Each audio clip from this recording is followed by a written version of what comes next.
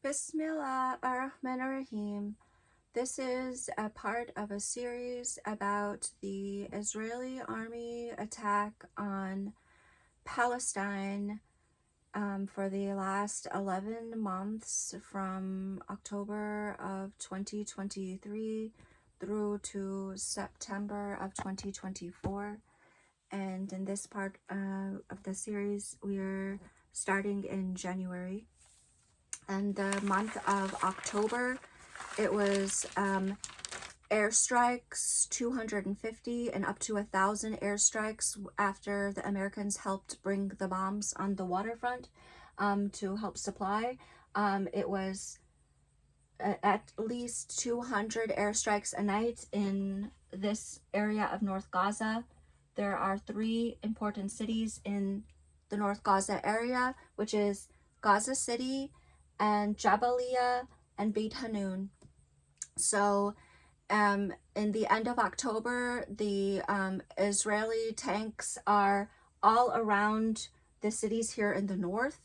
And in the start of November, they are starting to put their tanks into the border and out. And then within a couple of days, they are just fully coming in with the tanks to stay outside of the city, and then they will continue every night with all of the airstrikes inside the city and the tanks bombing on the outside of the city. And this time, the more than 1 million people who live here in the North Gaza will be made to run, and anyone who is getting hurt by all of these hundreds and hundreds of bombs in the night maybe cannot run, and they will stay in the place, or they will run to the hospitals and try to stay in the hospital to save their lives.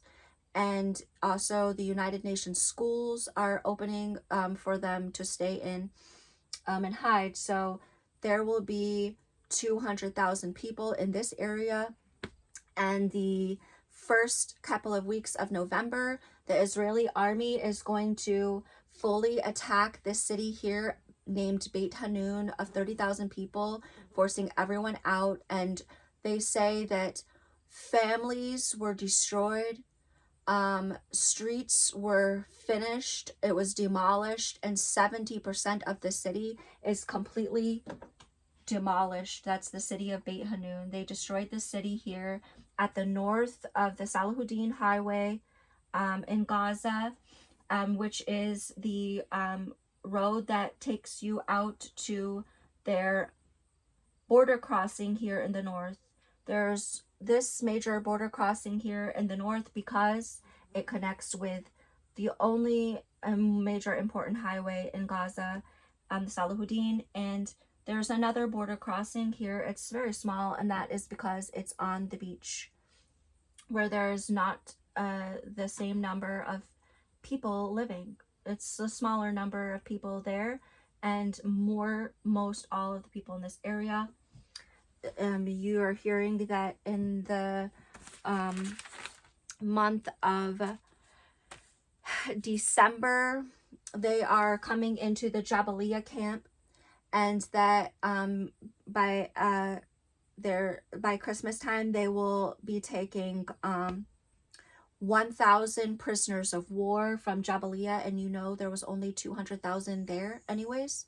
There were the people who could not go, and they will kill 10,000 here within 10 days, and they will take 1,000 prisoners of war here in 10 days. It is tyranny. It is like a Holocaust. It's a genocide by fire, or by bombing. They focused airstrikes into this area, and you even heard that they were flying the helicopter gunships around the area, firing at anything that comes out onto the street from his home. And we are at the time now of the new year. It's 2024. It's January of 2024. And they will do on January 2, the Israeli army does an airstrike in Beirut of Lebanon, killing a Hamas commander. for the West Bank, Saleh al-Arori. And 2 days later, they say that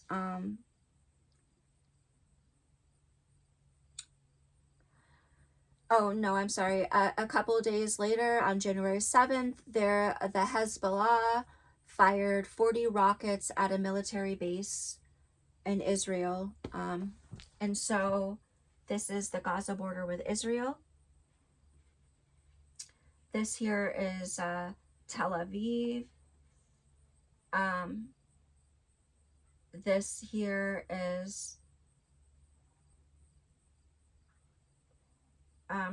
this here is Tel Aviv.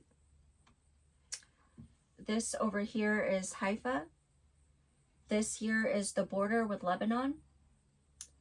And you know what is the border with Lebanon because this is the most famous lake in this area. It is the Lake Tiberias. It is the Sea of Galilee.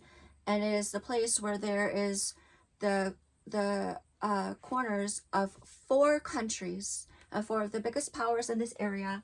And the biggest cities of this place is Beirut. It has 3 million people, and Amman, it has 4 million people. And there's no city with 3 or 4 million people like this. The Gaza city is 1 million, and that's the next biggest one in all this area. So Hezbollah will attack this area and hit a military base here. You know the border of Lebanon and Israel because you come to the Lake Tiberias. And then you know this is where 4 countries cross here at the Lake Tiberias. This is Jordan, Israel, Syria, Lebanon, and that is the crossing.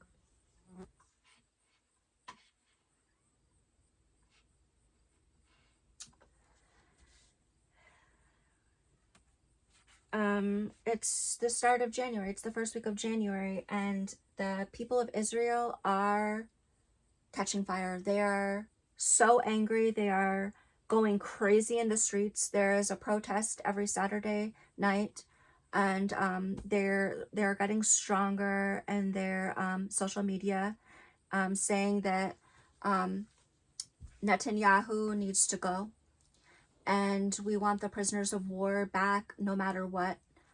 We will give whatever is asked to save the life of the prisoners of war. We want the war, we want the Israeli army to stop everything. And Netanyahu does not need to hear them. January 8th, they have the Israeli army around Deir al-Balah. So they have come around Khan Yunis here in December with their tanks, and they did one big airstrike in the night, and now they are around Deir al-Balah here. It's a smaller area, and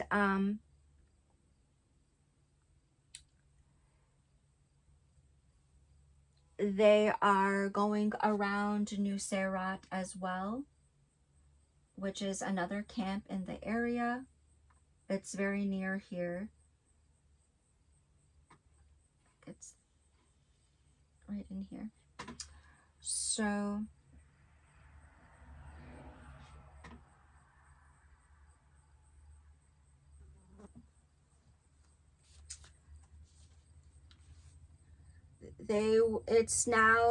it's January, and it's day 100 from the start of these attacks, and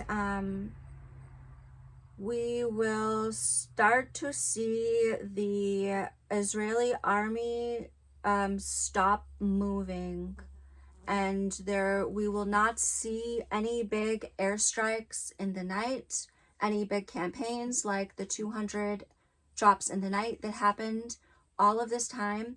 It's now day 100, and this is stopped.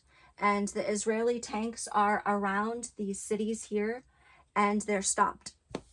They're not moving, and you will not hear very much happening here now until months later, from January to April. That is from day 100 to day 180. There will be some airstrikes, some tank shelling, some tank attacks around, and they will go into Al-Shifa Hospital. Here's the Nusayrat camp here outside of Berji. They will be working on some of the last places that people are still alive here in North Gaza, and they will go into the here in North Gaza, Al-Shifa Hospital, and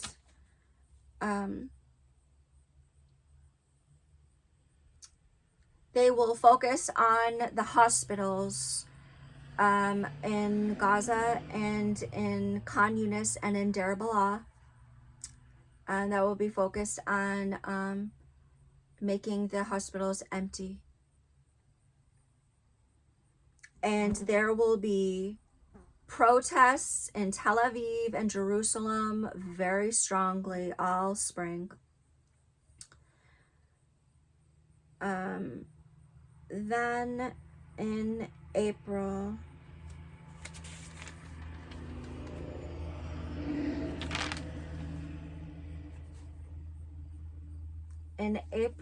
there is an attack on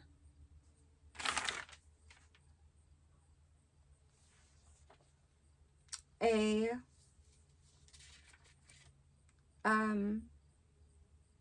important leader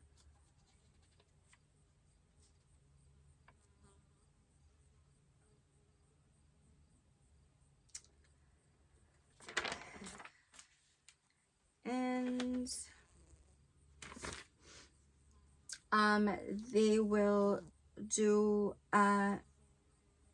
I do believe that there is an airstrike in Damascus that is targeting a group of Iranian commanders, including a commander for the Syria-Lebanon work. And after they do this attack, they get an attack back. The Israelis are attacked, and this starts on April 13th. So on April 13th, it's like day 190, and for 4 months since the time of January, the Israeli tanks are just stopped around the city, and we're not seeing them move in or move around. There's just standstill. It is a standstill. And they now are going to see, the Israelis are going to see in April 13th that the rockets are going to start flying over the border of Lebanon into the Israeli land. Here again is that border of Israel and Lebanon here near the lake.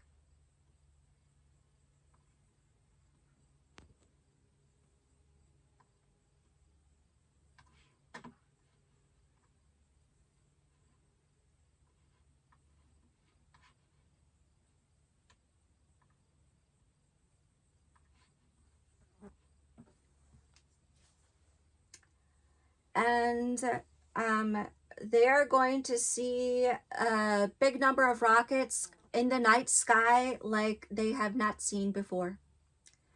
And then the Israelis will come on the news and say, we are thinking maybe we will be attacked in the next 24 hours.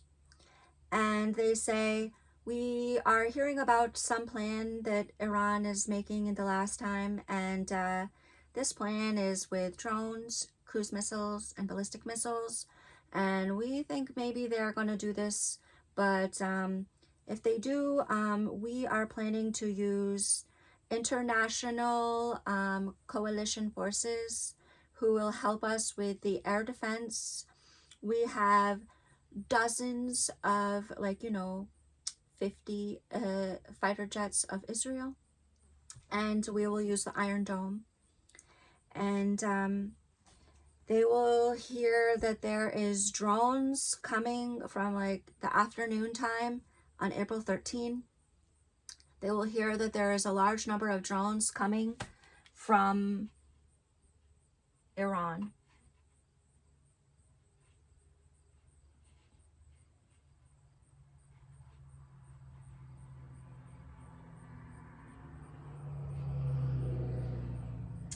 So this here is Israel, and there's Lebanon, and there's Syria, and there's Iraq, and here is Iran.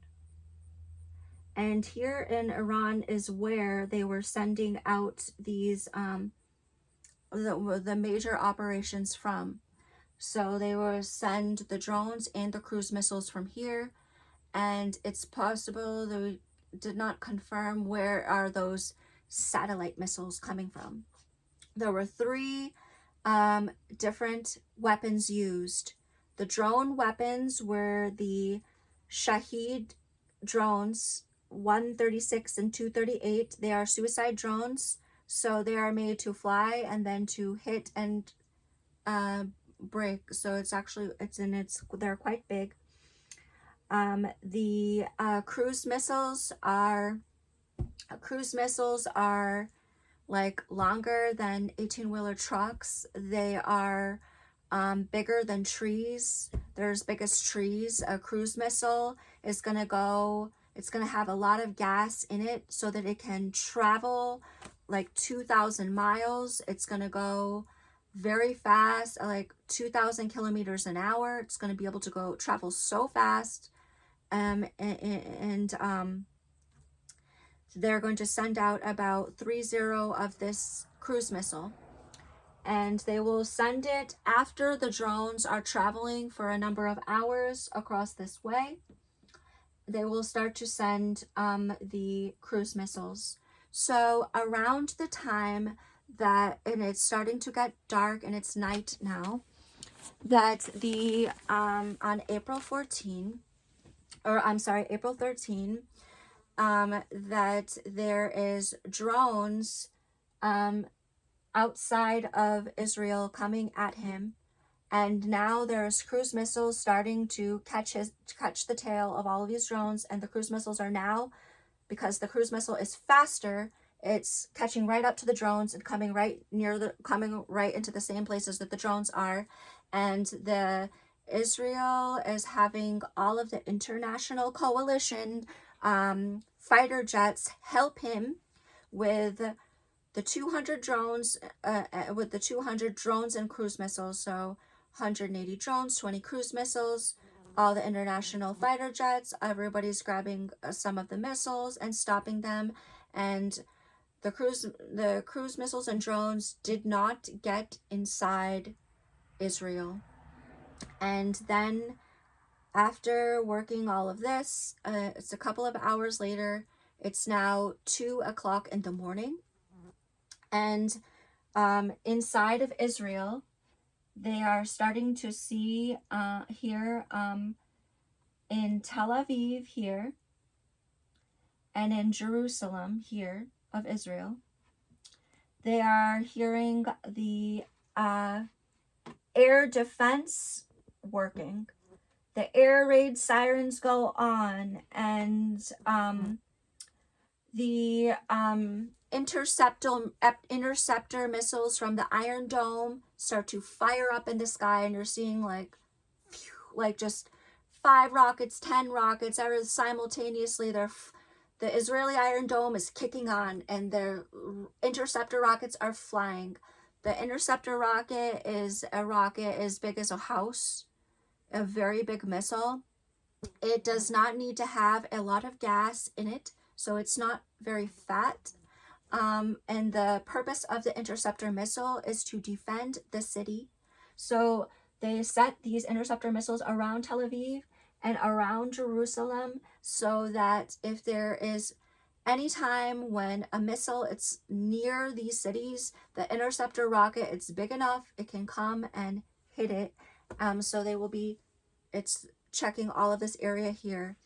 And in the last at midnight, on the first minute of the day of the next day, it's October 14th, and the Iran is launching satellite missiles from his place, the same place, satellite missiles. So the satellite missile, there's going to be more than 100, and a satellite missile is going to be bigger than houses, like big enough to put the astronauts on it. And it's going to have just tanks and tanks of gas and a warhead. And as we have learned that an anti-satellite missile, it's so big and so expensive that you are not going to put something smaller than a nuclear on this expensive thing. So they are going to absolutely 100% be all nuclear warheads. Anti-satellite missiles have nuclear warheads, and that means that on October 14th, that Iran did a 100 anti-satellite nuclear missile strike on Israel. And that was what you saw in the night sky getting intercepted by the Israeli Iron Dome, and that they came out of Iran up into the Black. They lost all of their tanks until he was just ahead, and then he was guided down over onto Tel Aviv and Jerusalem. At this time, it was about 2 o'clock in the morning when they were about to strike Tel Aviv with nuclear warheads, and the Iron Dome is intercepting the 100. They were able to intercept the 100, and you will hear from the Iranians that this even though there was 99% of all of the attacks were stopped, that Iran did work his plan, and that he finished as he wished, and he hit 2 military bases inside Israel.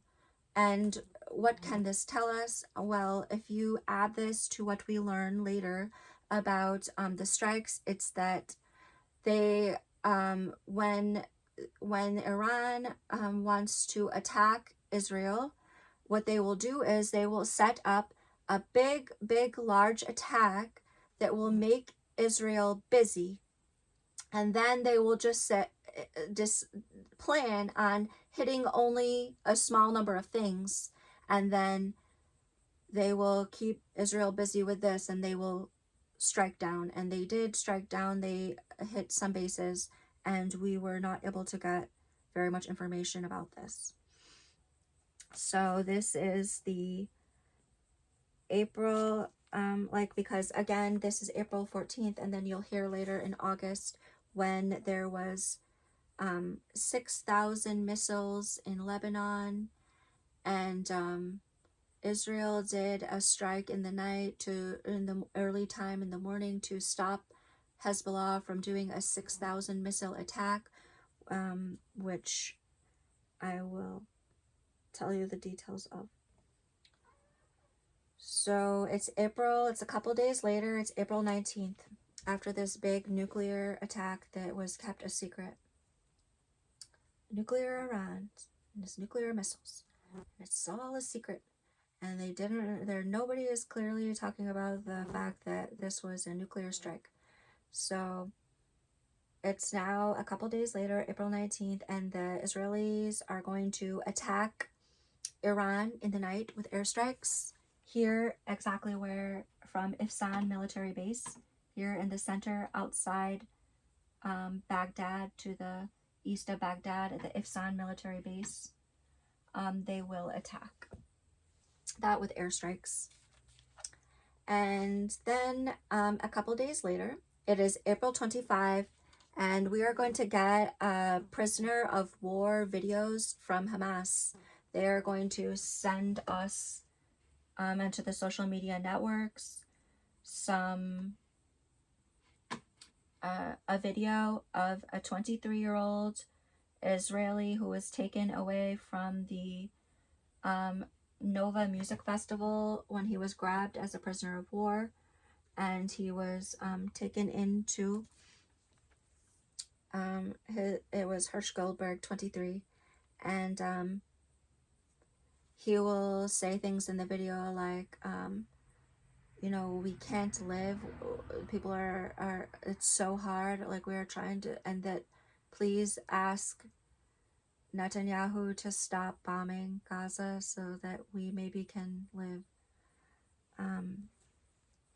And then a couple of days later, and about 10 days later from this video release, well, I'm sorry, after this video comes out from Hamas and they see this boy, the Israeli people are going to be on fire, and they are going to come out into the streets crying their hardest to all through Tel Aviv, saying, stop this war, stop the bombing of Gaza. And 10 days later, Netanyahu will answer. He will say, everyone in Rafah, get out now. And in Rafah is all of the people of Palestine who are alive. They have all run from the north of Gaza to south to this city named Rafah. And there is more than 1 million Palestinian people here. And Israel, Netanyahu will tell them,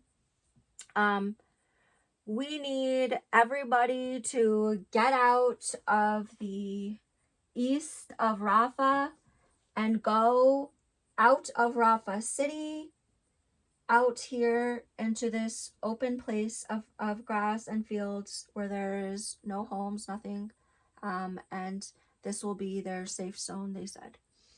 So they will tell everybody to get out, and this is May of 2024. In 5 days, 100,000 people are moving to Deir al-Balah. So people will start to move from here out here to Deir al-Balah, 100,000 of them. And a couple of days later, on May 12, the streets in Rafah are empty. You will hear May 14th, 500,000 people have run from the Rafah.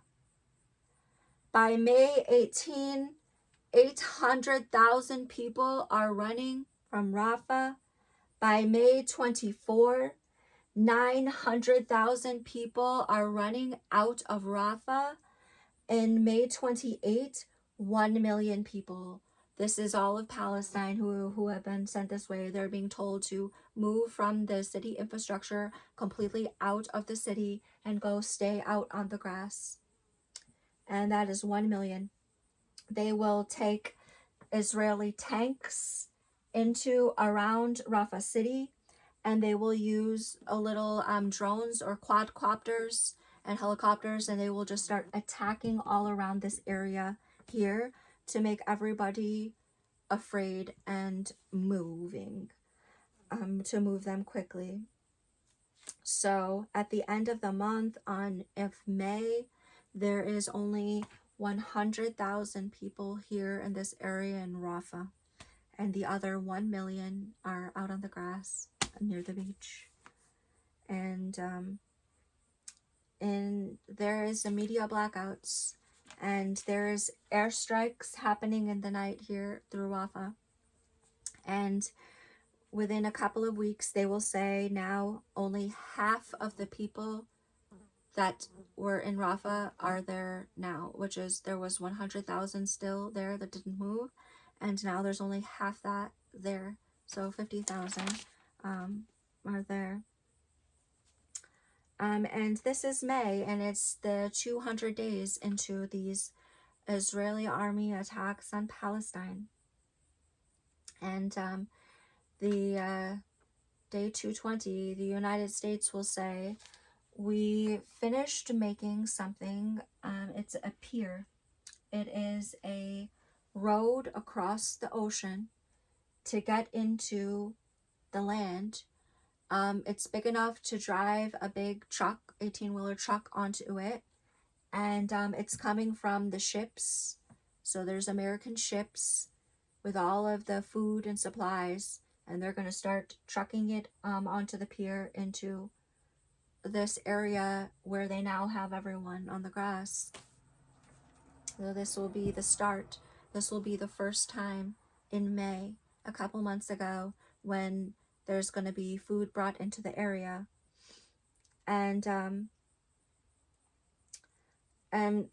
there's more in May, and in the month of May, in the center of May, towards the end, on May 19th, there is the airplane crash from the Iranian president, Mohammad Raisi. So this is 1 month after the big Iranian nuclear attack on Tel Aviv and Jerusalem. And there is a helicopter crash in Azerbaijan with the Iranian president and the Iranian foreign minister, two of the highest offices in the country. And they are working on a big important project in Azerbaijan. And they are going to fly into the side of the mountain in the clouds and die. And then it is a couple days later, it is May 23, and Hamas is going to send out another video of hostages. And this time they are just going to give one small video. And this is in the same time that Rafah is being running. So I told you from May 14 to the end of May, which is like May 28, 1 million people who had run to Rafah were told to get out. And in these same 2 weeks, Hamas is going to give a new video to the Israeli people to show the day of October 7th, when Hamas went over here to this intelligence base in Nahal Oz. This is Nahal Oz is the #1 Israeli intelligence surveillance station for the Wall of Gaza, and the center is has like 30 soldiers. The soldiers don't need to have weapons because their job is to watch the monitors all day, to watch the video along the wall, to watch. They have 8 balloons that go into the sky. They travel over Gaza City, and they have cameras. This office here in Nahal Oz needs to look at that video camera, see and report or write down anything that they think it's important, and to give it up to the intelligence officers in Tel Aviv.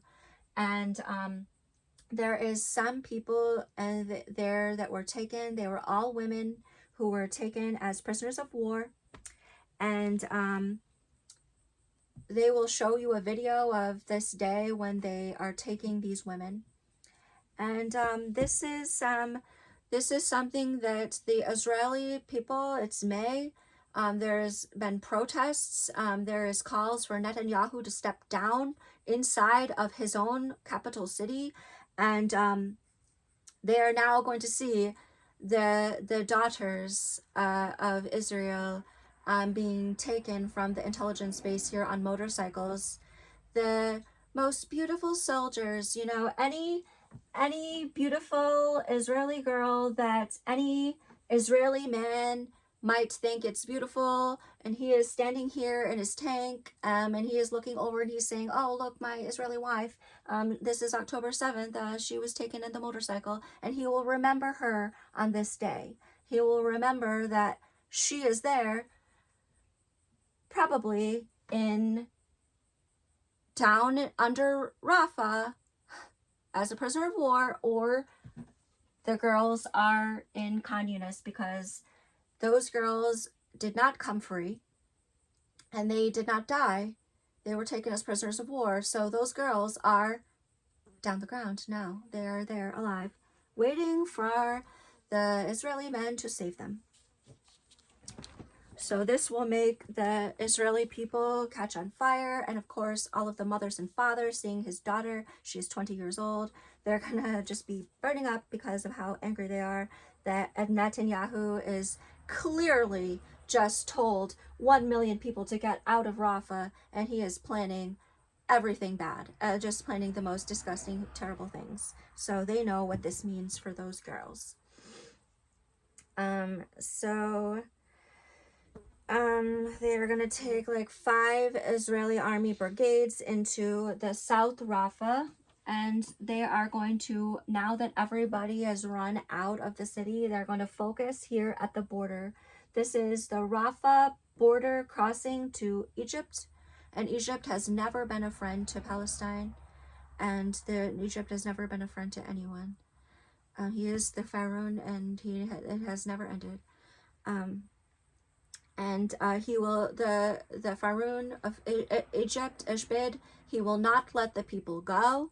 He is standing with his army tanks here, and the Palestinians are trapped here, and the Israeli army is driving along this road here, and they're going to say that they are going to find tunnels there and break tunnels and just stand with his tanks there, just basically just to stop anyone from moving across.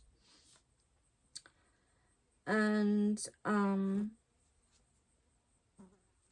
so this is end of May, and they are saying that now the Americans are starting to bring in food trucks onto this pier into the camps for the Palestinian people. They will have 700 tons of food. They will send 150 trucks every day, and who knows if this is true or how long this will work, or we have no word from the people of Gaza, but we just only pray to God that they truly are getting the food and that they are surviving, because it's a genocide, entrapment. And now on May 24, they're going to find 3 more Israeli prisoners of war dead. So the Israeli army keeps finding his prisoners of war are dead because it's his orders to destroy the area and then to go in after. So every time they go in, then they see bodies on the ground.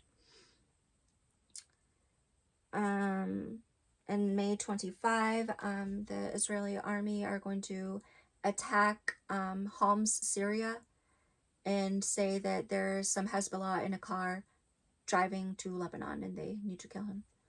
And then on May 27th, the Israeli army is going to do an airstrike here outside in the south of Rafah, near where all of the people are, and they are going to kill 50 people, the smallest number there, and they are going to say that there was 2 Hamas commanders, and they were embedded inside the Palestinian population, and they are going to say that they can kill these commanders because they used precise munitions, and the precise munitions is just means that it's a guided missile.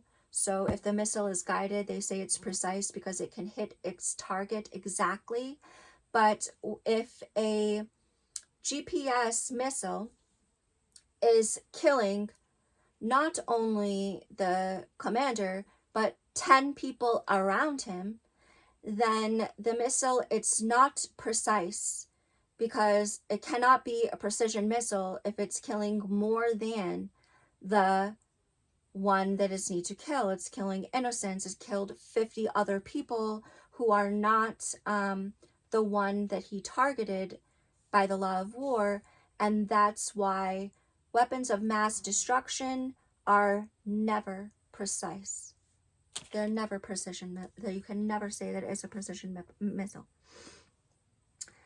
And on June, in the month of June, it's now more 240 days of the Israeli army siege in Palestine.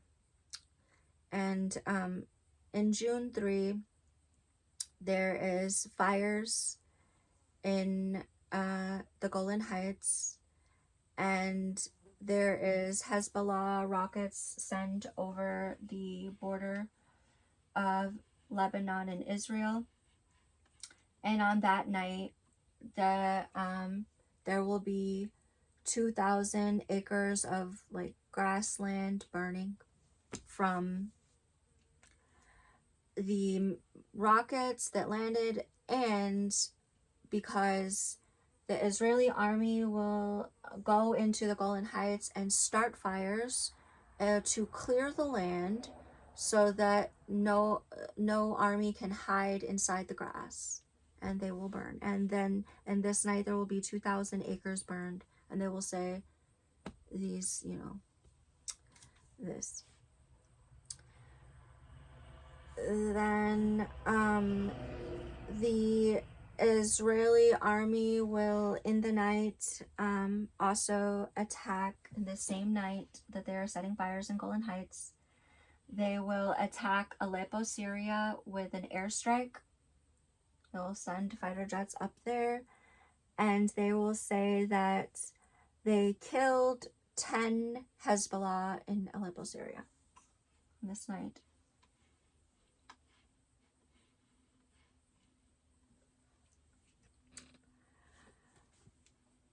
On June 4, the next day from this, in Khan Yunis, Gaza, which is a city in the south here before the one city before Rafah. Khan Yunis is the city outside of where they took all the hostages. So they took the hostages from here in this fields here near Reem, and they took the hostages 100 out of Nir Oz, a kibbutz here, which is a very small kibbutz. It's like 400 people that live here, and they took 100 of them.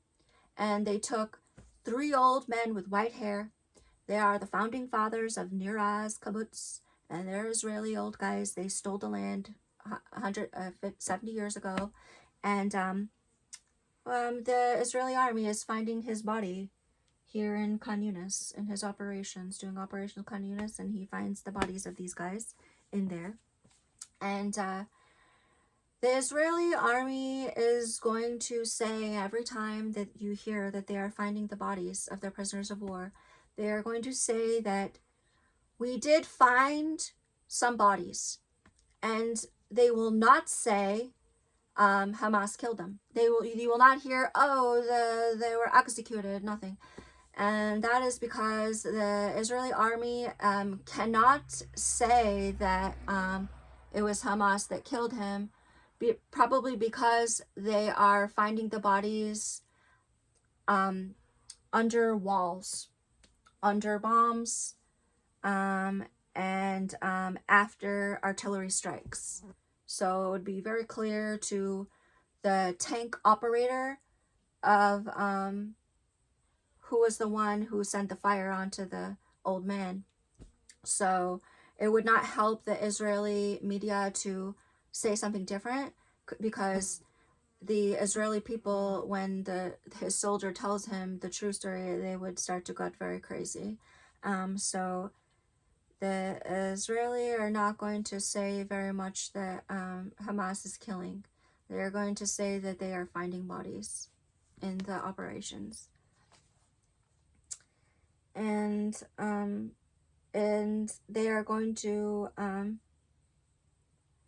after a couple of days go by, it is June 8th, and they are going to go to the Nuseirat refugee camp, which is here more near the north. And they are going to go in the night with a big group of the Israeli army and do some operation. and they are going to come in the early morning time and say, hey, we have 4 hostages now with us. It's the prisoners of war, is the Israeli prisoners of war. They are all 20-year-olds, and they were at the Nova Music Festival on that day, and they were here in this Nuseirat camp, and now we have them, and they are free, and they are sent back into Israel. And it is now June 13. It's a couple days later from this operation, and it's day 250 in this war, in this attack, this genocide of Palestine, Gaza.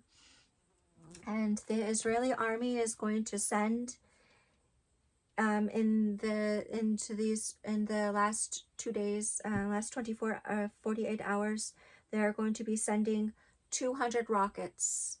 I'm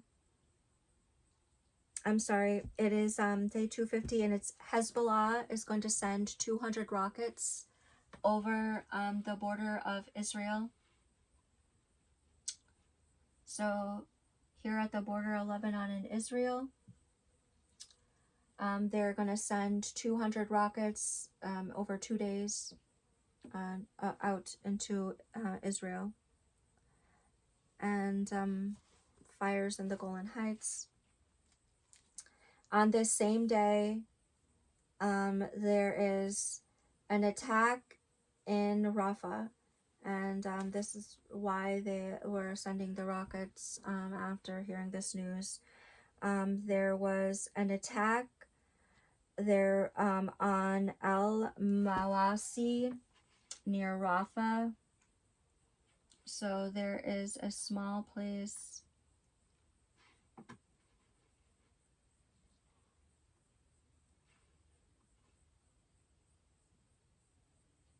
Mawasi. It's here on the beach near Rafah. It's put on along the beach here. There's Al Mawasi, and the Israelis will send fighter jets with 2,000-pound bombs. They will drop 8 bombs over this place, Al Mawasi. They will kill 100 people with these bombs, and they will hurt more than 300, if not more. And they will say that this is because they are attacking one of the leaders of Hamas, so that they can kill him, and they did this airstrike. And that's July 13th. Then a couple of days later, like 1 week later, the Israelis will attack the Hodeidah port of Yemen. And I talked about this big attack in another video. This is this country of Yemen who is doing different operations that are working on the project for Gaza, and they send a drone for the first time they send a drone to hit Tel Aviv, and they said it was from Yemen, but it is more, it is smarter to just, as the Yemen is very good at using ships, and that's their biggest power, is controlling the water here and working ships. So it would be smarter that they would just get on their ship and come on over, and then get the drone up into the air and hit Tel Aviv with 1 small bomb. And they said they did hit what they wanted to hit. It was an apartment, so there was someone there that they wanted to hit. And because of this, Israel will come down with a big airstrike package. They will send like 10 fighter jets down to the port city of Hodeidah, which gives all of the gas for Yemen. This is all of Yemen's gas supply. and they will hit that port, and they will try to disable the gas here, and this will hurt all of the people of Yemen live in this area in 3 major cities here, and this will have be very bad for Yemen, this attack. And then that was July 20. Then 10 days later, there is a big operation of the Israelis to start to kill commanders outside of Israel. And they will just do in one day, it's July 31, they will do an attack in Tehran that kills the leader of Hamas, Ismail Haniyeh, in an apartment building. They will basically break down 8 floors on the side of the building with their weapon, some sort of bomb, killing him. They will send fighter jets over to Beirut here and kill Fuad Shakur, saying that he is the head of the Iranian project for missiles. And then they will run over with their fighter jets, fly over to Damascus, and hit the Amir, the commander in the Iranian IRCG, Amir Ali Hajizadeh, of the aerospace commander, and they will kill him. So they will kill 3 people in one night, and that is July 31. So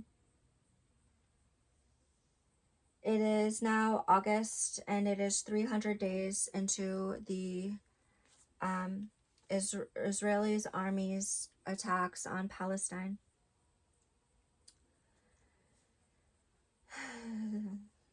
Into August,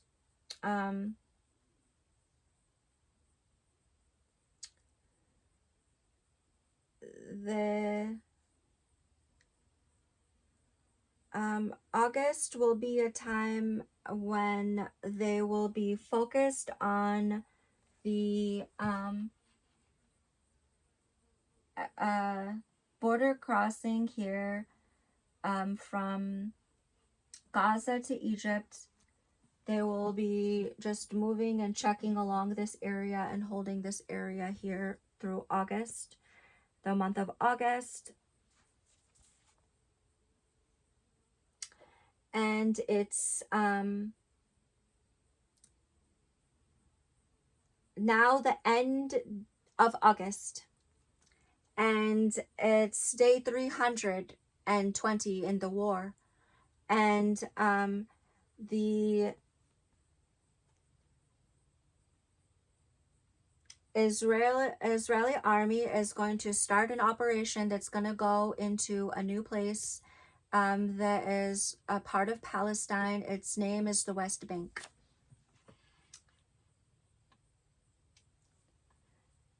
And after this time, they are finished with the operations in Gaza. And there is no more big operations for the Israeli army.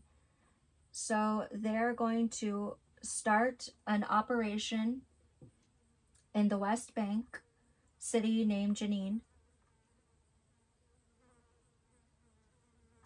So this is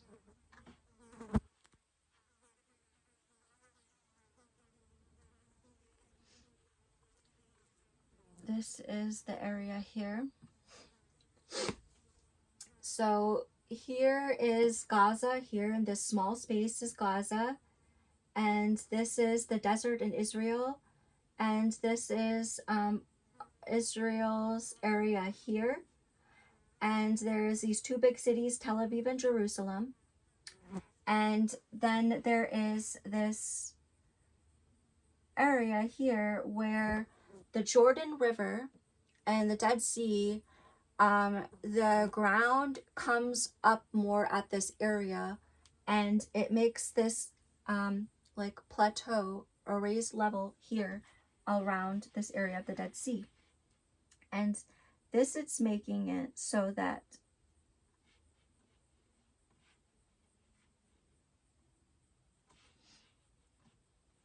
come down onto the shores here of the territory which they said is Israel.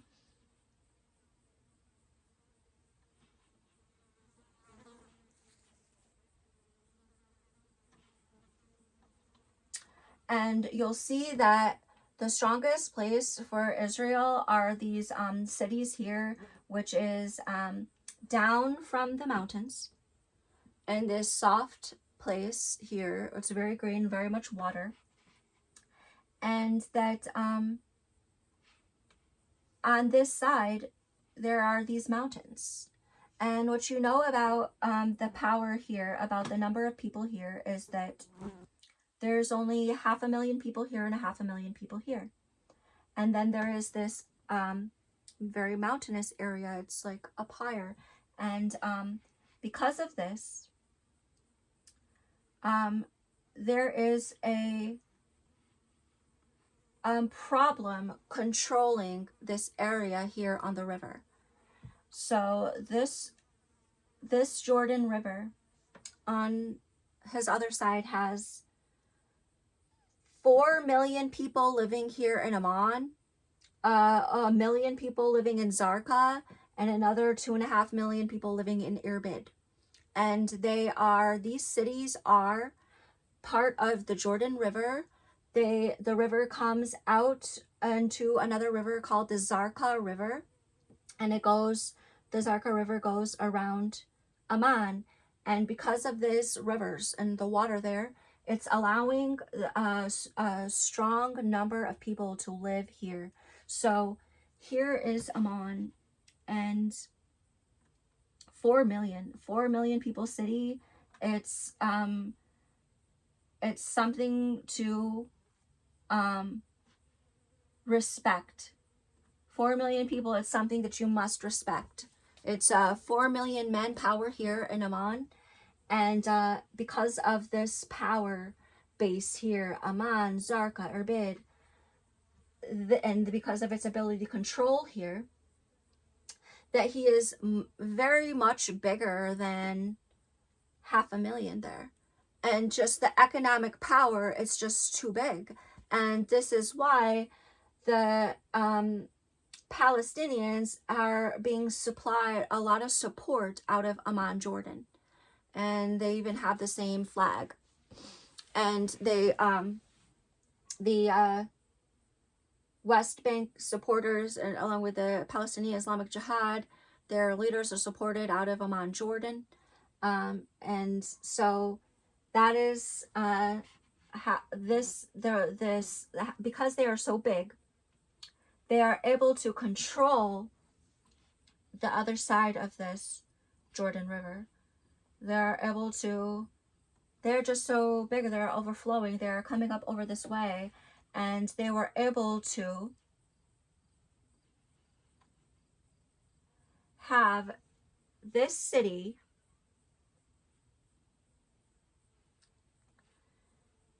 they're able to have control of all of this place here, where you see that it's more white, and this is high in the mountains. This is Hebron. The city of Hebron is part of the West Bank. It is at an elevation. This is when the ground starts to get higher up. And then there's one road in here and another highway out that way. And up here in the mountains, it's the city Hebron. It's part of the West Bank. It's under the control of the Palestinians. They are supplied just right across the water here by Amman. And Amman, you can see here is Jerusalem. This is the city Jerusalem, which is in the control of Israel. And you can see just over there where the sun is coming up, there's gigantic Iran. This is big, big, big economic power, Amman, who, when Amman can do nothing when it's looking west to the waterfront, but only see Jerusalem, it's in its way. There's Jerusalem, and that is why Jerusalem, it's a city controlled by two powers, and there is a fight there of control of the city. There is the West Bank is cut through on part of Jerusalem. You see, here is the West Bank line, and it goes around the Jerusalem, around, and around. Can you believe it? This Jerusalem is encircled by the West Bank. So, and the West Bank continues around this way, and to this, all of this area here is the West Bank. So from here is Jerusalem, from this border line, West Bank. All this is West Bank here. And the city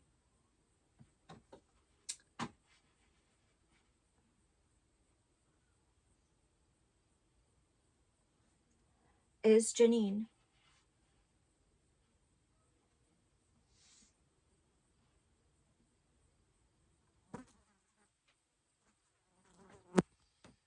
Here to the north, at the end of the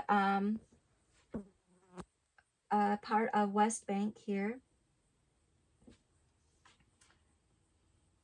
is the city Jenin. And Jenin is a city that is connected with 3 highways.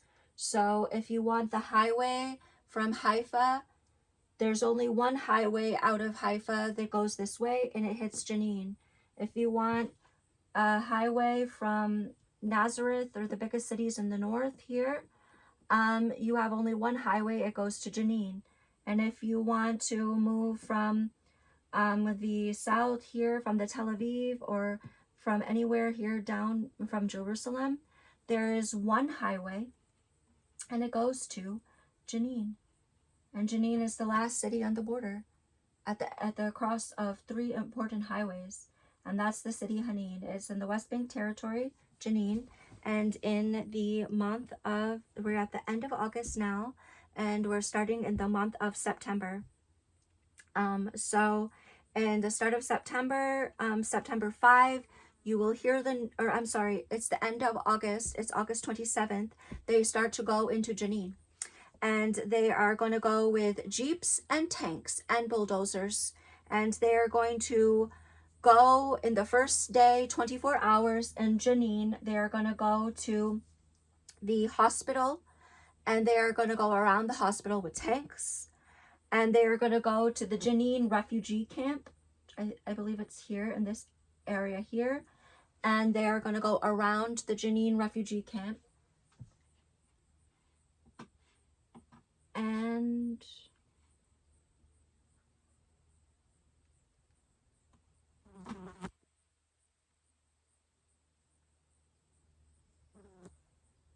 so this is the city Jenin, and we will look south from Jenin.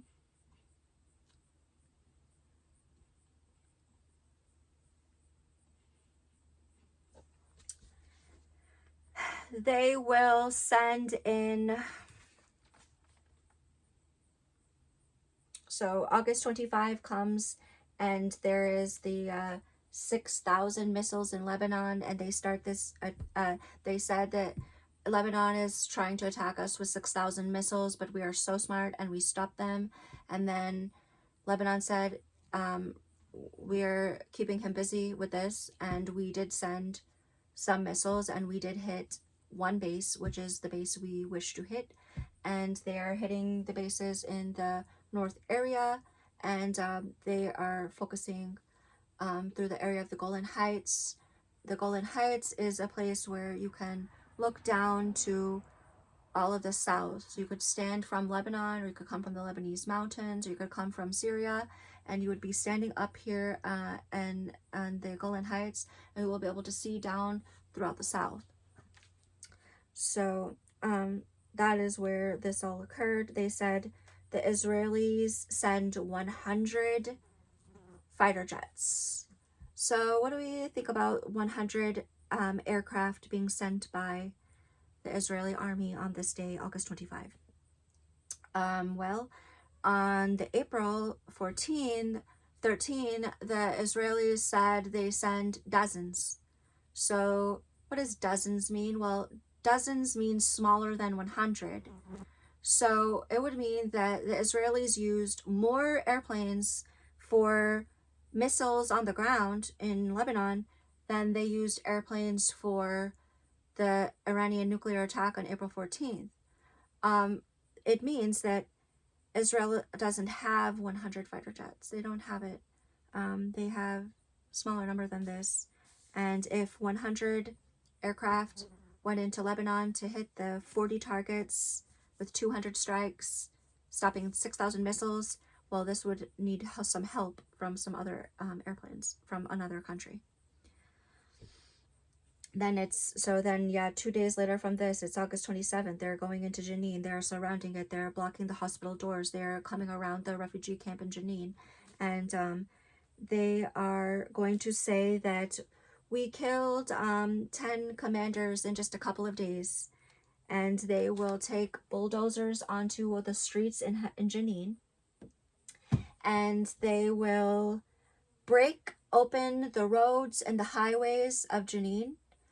And until all you see is we'll show some pictures in the end here.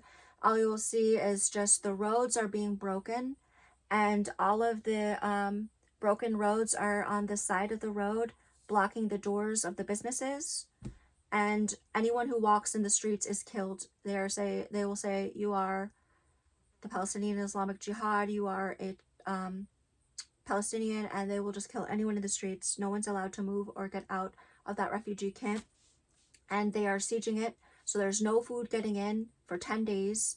But there is people that are secretly bringing food into the camp by taking a road down the side of the mountain where it's more hard for the Israeli tanks are not going to get up on the mountain crawling or think about that, because it's not what their job is. So because of this, the people who live in Jenin are just going to try to crawl down around the mountain and try to bring some food into the camps for the people that are stuck there. And this will continue for 10 days until 75% of the city his streets are broken. And they will say they killed 30 of the Palestinian Islamic Jihad here, 30. And then they will go from the city. The Israeli tanks and trucks and everybody are going to go out from the city. So it is, we definitely want to return the course here exactly to where we were, which is in Jenin here. So the Israeli tanks are going to go out. It's going to be 10 days later. From the end of August. It's going to be the start in September this month. And all of the tanks are going to be out, and the people can walk out again from the camp, and he's going to come out and see that all of our roads are broken. The roads. That was the idea of the whole operation. And so they did, in this time of attacking the city Jenin, they were doing helicopter strikes and airstrikes in the night. They were doing bombing of the mosques. They bombed one mosque in the night, masjid, and they said, well, there's a commander in here. And then the next day they bombed another masjid and said, well, there was another commander in there. And that is how they are operating. So then now it is the month of September. It's September 1, and it's 330 days into the war. And now it's they are having like a small bombings from in Lebanon, they are sending car bombs, and September 5, there's news that more of the Israeli prisoners of war are killed in a tunnel. And this is September 5, what we understand about the tunnels is that Israel is saying that the Hamas is so dangerous because they are operating inside of the tunnels. And this is why you're not seeing a very strong fight. But we need to break everything that you are building here. Every piece of property is being destroyed here because, well, they are just under the ground. That's what they are trying to say. So, they are using, but they are never going down into the tunnels. They are sending drones down to the tunnels to check and see what the drone can see. They will never send Israeli soldiers down into the tunnels. So as they go down into the tunnels, the drone, it's losing his signal, so he cannot operate. They can just maybe check down. They will lose the signal quickly when you get down there, and then they will have to come back up. So it's just a checking operation. There will be no drones going down into a tunnel. There will be maybe dogs jumping down into a tunnel with a little camera on his doggy's head, and then there will be so there's no actual looking into these tunnels, and you will just hear that on September 5 that 6 Israeli prisoners of war are killed in a tunnel. So probably they were tunnel was closed over his head, and then later when the Israeli army needed to see if there's a big command center down there and they feel everything is silent, then they went down into there with his own butt, and then he's like, oh look, it's Israeli soldiers dead. They're dead, and they'll take their bodies out. So that's the only way to find 6 prisoners of war in a tunnel, that you would go down in there and they're already dead when you're down in there, and you know how the operations were working for them, how they did it, so you know what happened. So then it is September 10, and the Israelis are going to do a big airstrike in the area of Rafah here. They are going to send 4 missiles, and they are going to say that they are trying to kill a Hamas commander, and they are going to kill I think it's 100 people. They'll just kill 100 people, and they're the Palestinian refugee camps are gonna go catch on fire from the pieces of these bombs. They will say that they hit a command center there, and there you will see that there's a large number of people killed there. This is September, and as you see that as the Israeli army finished here in Rafah and had everyone out, that they quickly moved over to Jenin here in the north, at the West Bank, at the end of the highway, which is actually very far up, all the way up here.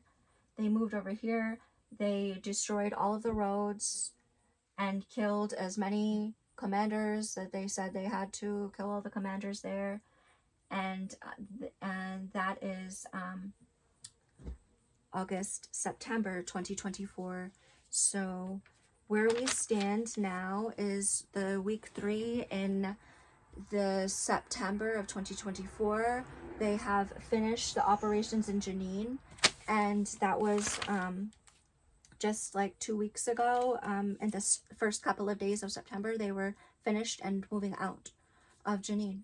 And September 17th, as you will hear in the next part of the series, they are doing the big attack, a cyber attack, here at the border with Lebanon, and they are focusing the cyber attack to the south of Beirut.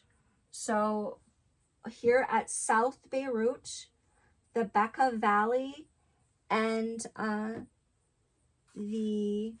those were the focus there. Southern Lebanon. They said even into southern Lebanon. So all of this area here from the borderlands here and all of this area up to Beirut. And you know that Beirut is the second biggest power in this area with 3 million. Only Amman is bigger with the 4 million. Allahu Akbar.